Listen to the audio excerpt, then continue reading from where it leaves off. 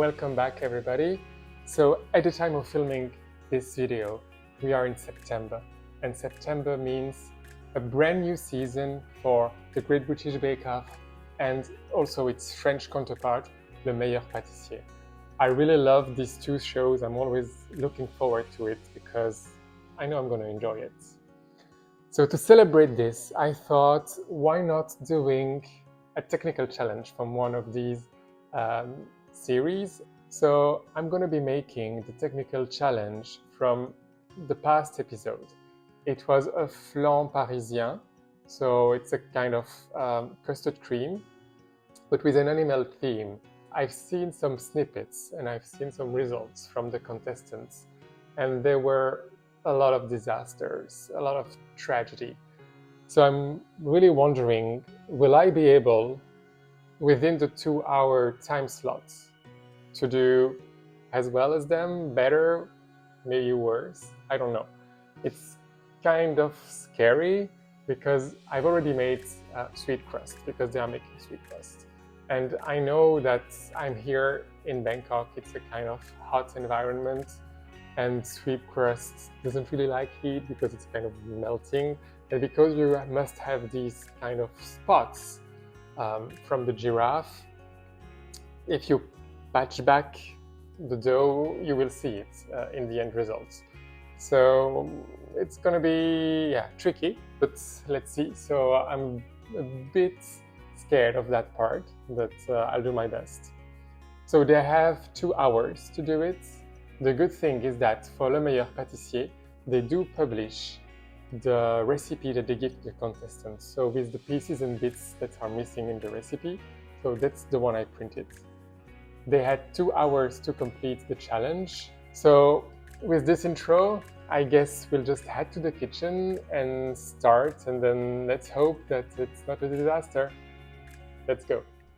To make the sweet crust, we need 115 grams of flour, 15 grams of almond flour, 30 grams of light brown sugar, 15 grams of icing sugar, and 45 grams of butter.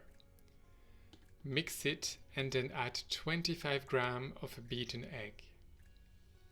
Mix again with a spatula and then knead the dough on a surface by pressing the dough against the surface with a bench scraper to combine the ingredients without activating too much the gluten. Take 40 grams from the dough and add 10 grams of cocoa powder. Knead again both doughs with your bench scraper and roll out the dough to fit the size of your circle.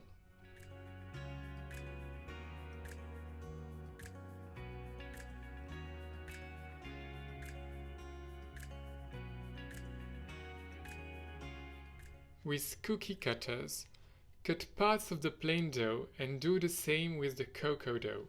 And finally, interchange the plain dough with the cocoa dough.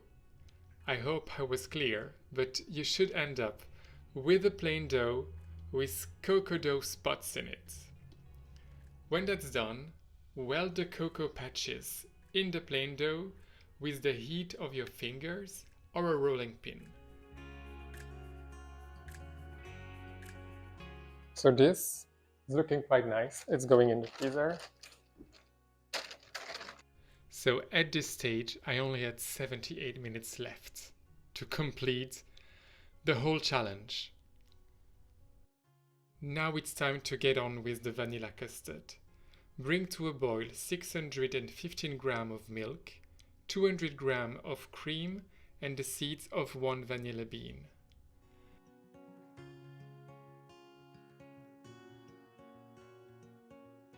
Meanwhile, mix 65 grams of eggs and 55 grams of egg yolks with 120 grams of sugar, and finally add 60 grams of cornstarch. While you wait for the milk and cream to boil, you can start to assemble the sweet crust. As you can see, I had some trouble. I did not weld both doughs well enough that they didn't stay stuck to one another. I had some breakages that I had to repair with the excess dough that I still had on the side.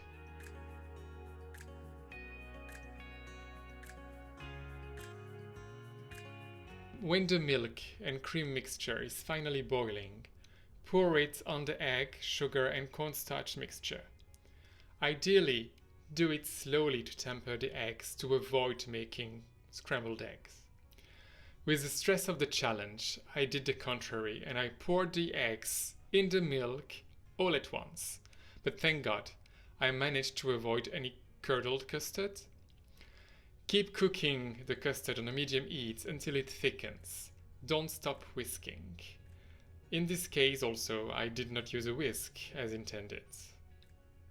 Take approximately 1/4 of the custard and add 40 grams of dark chocolate and mix with your spatula. Take out the tart shell from the fridge and pour in 50% of the vanilla custard. At this stage, normally, you should add the chocolate custard with the help of a piping bag to have clearly defined pockets of chocolate custard. I did not have enough time, so I just dolloped the chocolate custard on the vanilla custard, and finally, add the second half of the vanilla custard, flatten the surface, and put it in the oven for about 35 minutes. The recipe that the contestants receive did not mention the oven temperature. Personally, I put the tart in the oven at 180 degrees C. Now at this stage, I just have 28 minutes left to finish the crémeux, the chocolate decoration, and let the tart cool down. I think it's mission impossible. Heat 140 grams of cream with 70 grams of sugar. Put 150 grams of roasted hazelnuts in a food processor and at the same time rehydrate 2 grams of gelatin powder in 12 grams of water. Process the hazelnuts until you get a powdery paste. Then add 40 grams of milk in the hazelnuts and mix again to obtain a paste.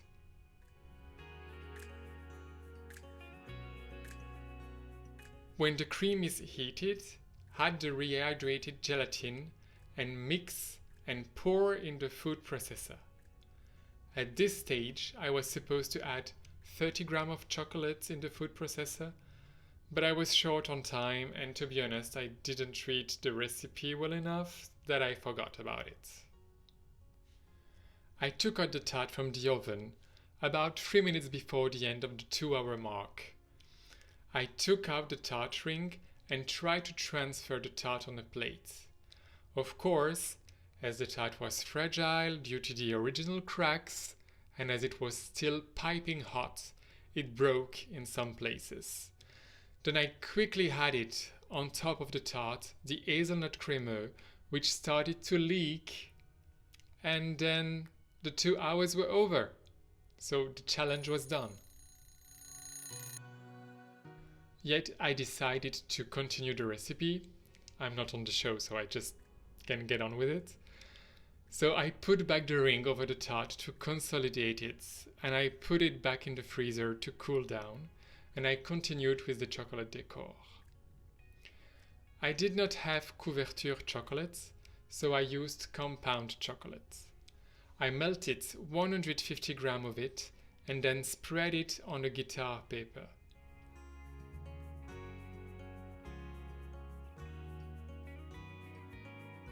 Then I used a 20 centimeter circle to cut the chocolates and the cookie cutters to make the holes in the chocolate decor. I placed the chocolate decor over the tart and poured honey in each hole. Normally, I should have used an 18 centimeter circle, which I don't own, to have a smaller chocolate decor than the tart itself. But I did with what I had, and this is the final result. It's not that great, is it?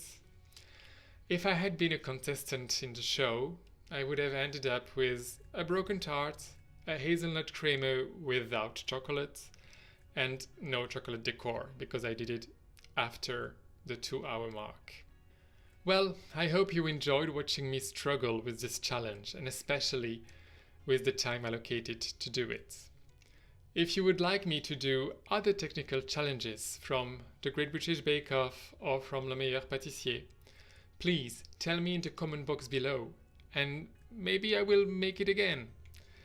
Anyway, I hope you've enjoyed it, and I will see you soon with other recipes and other tryouts from different baking books that I find. See you soon, guys. Bye.